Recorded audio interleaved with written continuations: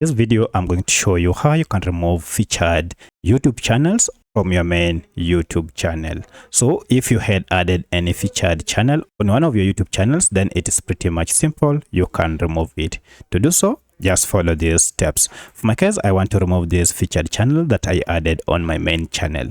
To do this, we need to go ahead and go to the Google Studio of my main channel.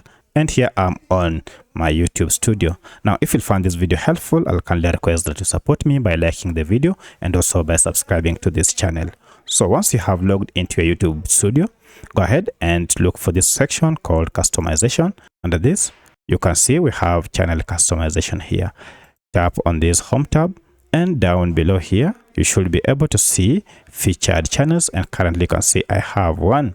If you wish to add extra channel, you can still use this add section here to add extra channels. However, I like to remove this featured channel that I added. To do this, head over to these options or ellipses and then tap on it, and we have an option to remove section. Go ahead and tap on remove section, and you can see the channel is gone. However, we have not saved the changes. To save the changes, go ahead and tap on publish, and now you can see the changes have been published. And if I go to the channel now, if I scroll down, you see we don't have any featured channels.